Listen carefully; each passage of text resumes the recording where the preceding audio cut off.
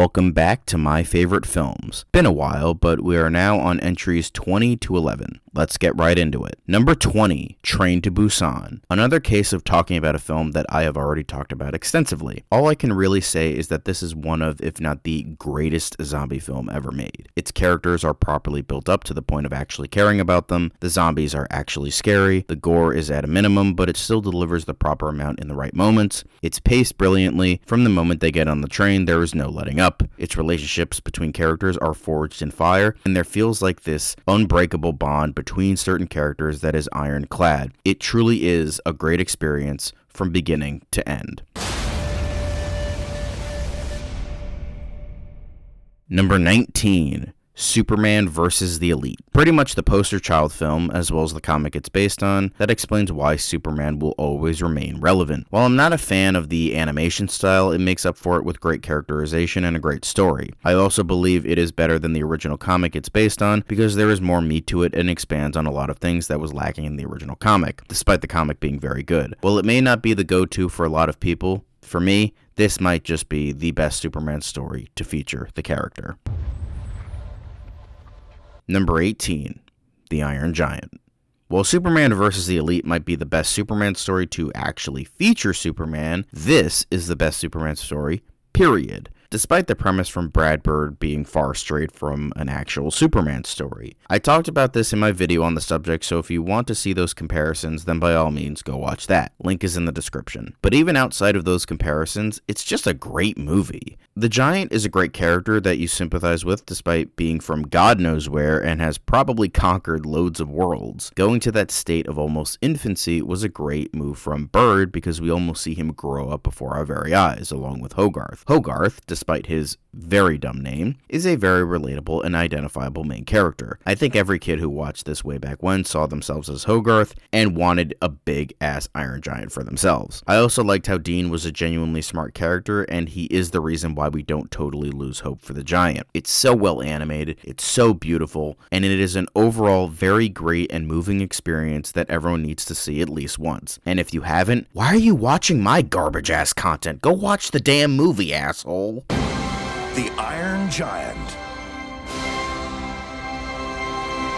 Number 17, Seven Samurai. I think Martin Scorsese needed to give this a rewatch on how to pace 3.5-hour masterpieces because he certainly needed it. This is Akira Kurosawa's magnum opus, and for very good reason. It is pretty much the go-to on how to do ensemble films correctly in an epic scale. The entire cast felt distinct from one another, and like usual, Toshiro Mifune is brilliant as always. But all 7 of the Ronin, because they are technically Ronin and not samurai, but the alliterative title sounds better, all felt like real, genuine, and different characters. Takashi Shimura also delivered a brilliant performance. While all of them are great, it would get repetitive if I went through every person. Just trust me, they are all great. The story is overall simplistic, but it still works. The first half of the movie is given that proper build-up between these characters, so you do care about them, and then you have all the action in the second half, which is a joy to watch. But it's not action for the sake of action, it's all plot and character-driven for everyone involved. This is considered one of the greatest films ever made, and for very good reason.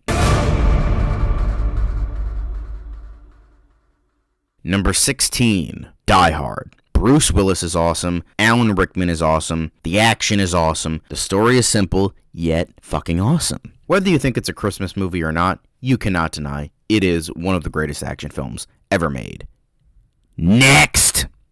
Bruce Willis, Die Hard. Number 15, The Shawshank Redemption. The best Stephen King adaptation of all time, no contest. There have been plenty of great ones, but this will reign supreme for a good long while, which is an even greater achievement considering it was Frank Darabont's feature debut. This film knew what to expand upon, what to tweak, and how to perfectly execute an adaptation. Tim Robbins is pitch perfect as Andy Dufresne, and Morgan Freeman as Red needs no introduction. Even though very different from his novella counterpart, Freeman made sure to make the role all his own, and he did just that. Another case where many consider it one of the greatest films ever made, and I'm inclined to agree. It's always a toss-up between this and Godfather Part 2 as to what I think to be the greatest film ever made, because it really is just that damn good. It's a goddamn shame that Darabont can't get another project in this day and age when he created this masterpiece oh so effortlessly.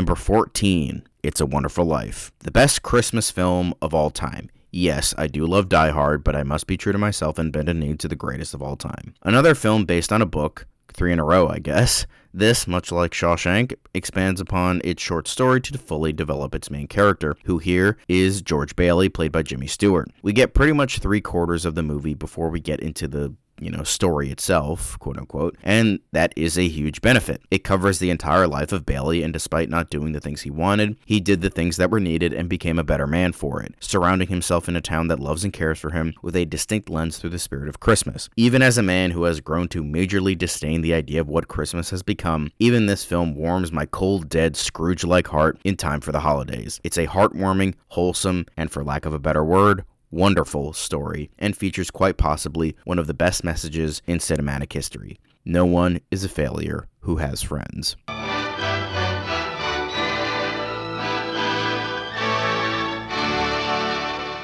Number 13, Toy Story. This is probably cheating because this is on here purely for nostalgia reasons, but hey, I can make this list however way I want, so I guess it works. This was Pixar's first ever entry back in 1995, and it changed the landscape of animated films for better or for worse, depending on who you ask. While the CGI itself hasn't aged that well, it's still a great story, it's funny, it's heartfelt, and Tim Allen and Tom Hanks have some amazing chemistry with one another. The sequel is technically the better film in my opinion, and I have grown to appreciate the third. The first will always remain my favorite due to the nice reminder of being a kid again. It's a wonderful little landmark film that I can't help but enjoy. Also, Randy Newman is fucking awesome, and anyone who disagrees can go fuck themselves.